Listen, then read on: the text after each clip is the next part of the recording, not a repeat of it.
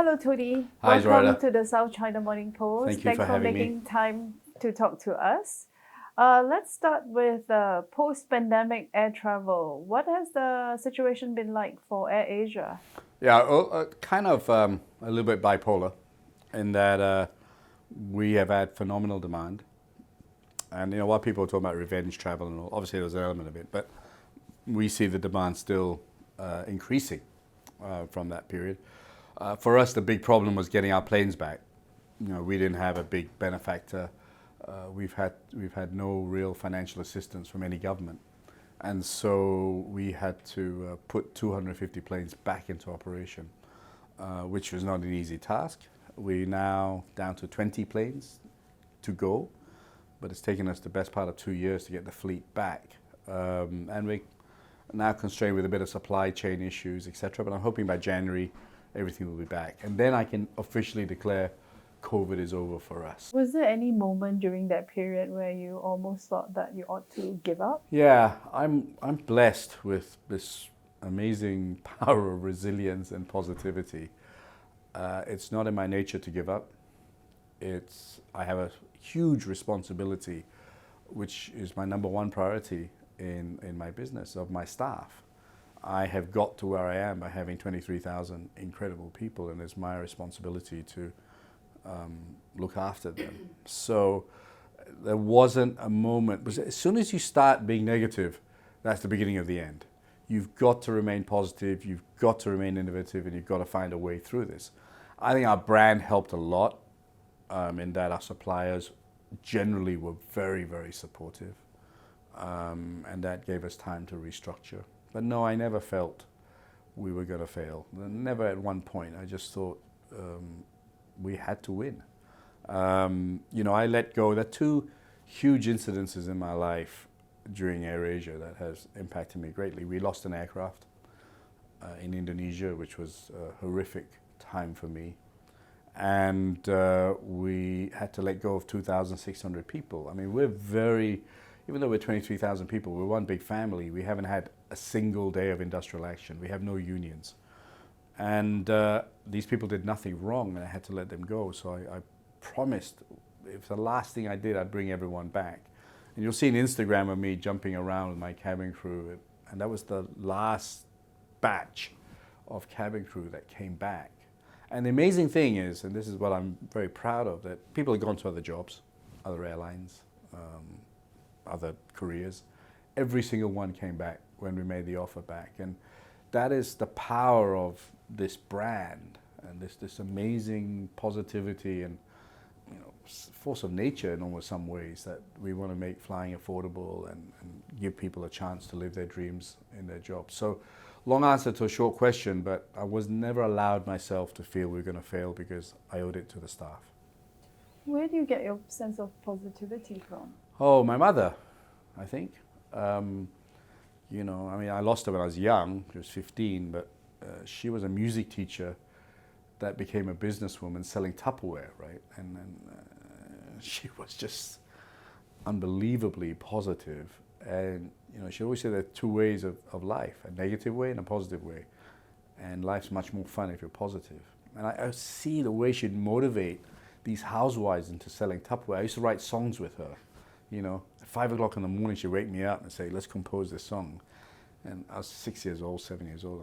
I got a Tupper feeling up in my head, sell more Tupperware, sell more Tupperware. And we playing the piano. So I'm very confident. That was your song? That was my song. I composed the tune. I didn't do the lyrics. I did the tune as a 7-year-old. And so, yeah, I would say my mother. And then I surround myself with good people. You know, I feed off energy. So at the same time, I understand that, you know, you're in negotiations with Comac, for example, to acquire their planes. How is that coming along? Yeah, I mean, look, we're negotiating with Airbus as well and Embraer. We're talking to everyone. We'd be foolish not to.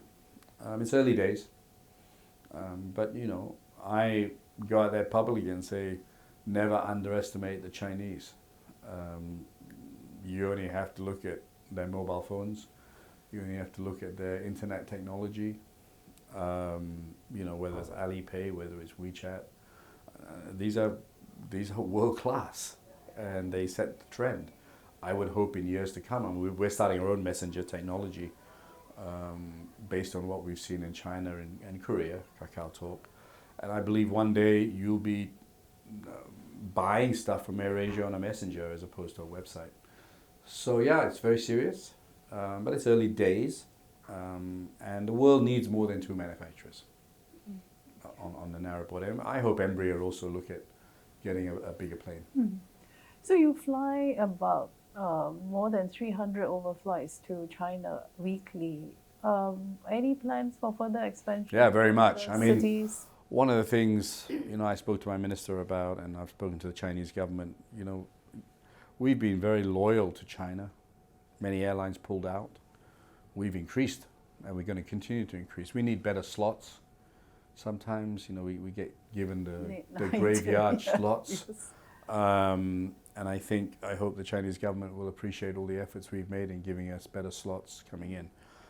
We generally have gone to places where no one else goes to, right? I mean, our biggest routes are secondary and tertiary routes. I'm about inclusivity, and we'll do, with this long-range plane, we'll do more from Phuket, more from Bangkok into secondary and tertiary, secondary cities.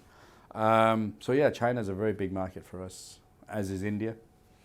And we've had a fantastic experience in China. Arrivals were up 47% from India and 33% from China. And the other way Just as well. via AirAsia or overall? Overall. I see. Overall. Okay. But I think the majority was from us. But obviously Chinese airlines are coming in as well. So Tony, you talked earlier about retiring and about your tenure, right? But you recently, renewed your 5-year tenure. I wasn't given a What's choice, up with actually. that? No, I mean, look, I said at the beginning of this interview, or somewhere during this interview, I'm very responsible to the staff. We haven't fully recovered from COVID. I built these 5 other companies, so we've got to deliver that. But leadership is about knowing when to go. And too many Asian and ASEAN leaders overstay. And the problem with overstaying is, one, they think they're infallible. And in some cases that may be true. But 2 is, you're not going to live forever. And if you don't create good succession plans, then all your hard work has gone down the drain. So I want the next guy to be better than me, because then I'm a good leader. Then I have ensured continuity. If I go and the company collapses, then I've been a bad leader, right? So, I'm young, relatively. I feel young. I'm not young, actually. I was reminded that I can get a discount as a 60-year-old on trains now. And I can get cheap travel on the tube. My daughter reminded me. You're 60, you don't have to pay the full fare. And Mamak stores give me discount in Malaysia. Because of your age? Yeah. I'm an OAP. But I don't feel it. I got a lot of energy. I love life. But I'll do something else. But let's fix everything. Let's deliver the next leadership with a strong company. Don't run away from your obligations. Leave the company in a good position to the next guy to make it better, or girl. New wife, new life, new kid. What's next for this disruptor?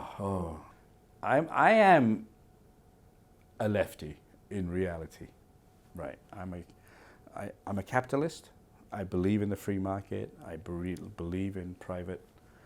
But I believe there must be a strong social net. And I don't think we should leave it all to the government. So we made flying inclusive. Airline was government. Only 6% of Malaysians flew. We came in with other airlines, Pussycat, etc., and we've made flying inclusive. So, what's your message to someone who wants to be like you and be a disruptor? How does one become a disruptor? Oh, wow. Good question.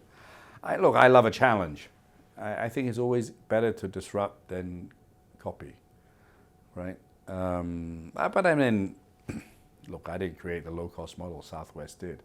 I just did it our own way, and we put it into Asia and disrupted the aviation industry. And so I wouldn't say I go into the business to disrupt. I go in to create models that no one else has done. If that's termed disruption, then yes. Some big professor said I'm blue ocean versus red ocean, right? So to people out there, number one, follow your dream, right? And if you put people first, which is generally what I've done, whether your employees or whether your customers, then it's a lot easier to, I think if you start a business, so the best advice is, if you start a business and say, I want to be a millionaire, that's the wrong. If you start a business, whenever I say to my staff, why are we in this business? If we believe we can make a difference and we are passionate about it, then you're going to win. Right? If you go in there and say, I want to be a billionaire, I want to be in this next family business conference, then you're going to fail, right? But if you go in there with a purpose and you believe that your product is going to make a difference and you're very passionate about it, then you're going to win. 2, as an entrepreneur, do not think you know everything. Surround yourself with great people, right? Too many entrepreneurs are too headstrong in Asia and think that theirs is the only way. And 3, always put a budget towards marketing. Too many great ideas are never heard, right? So, my little advice. And have fun. Boy, I'm in the toughest industry. There is no industry tougher than the airline industry. But I always manage to have fun. People take things too seriously. I get criticized all the time on refunds, delays, whatever, right? But that makes me better. People in Southeast Asia cannot deal with honesty, directness, and transparency, especially politicians. And I think it'd be better if we could be, look at Donald Trump. He says whatever he wants to, rightly or wrongly. But at least you know what he's talking about. There's no hidden message. It's as direct as it can be. So I'm a little bit like that. I'm not Donald Trump, but I'm a little bit like that. I say what I believe, but a lot of people can't take it. But the public love us. I can't walk from A to B without lots of people wanting a photograph. Not because I'm anything special, but because we did something that people are proud of. Thank you very much, Tony, for spending time with the South China Morning Post. Pleasure. Thanks for having me.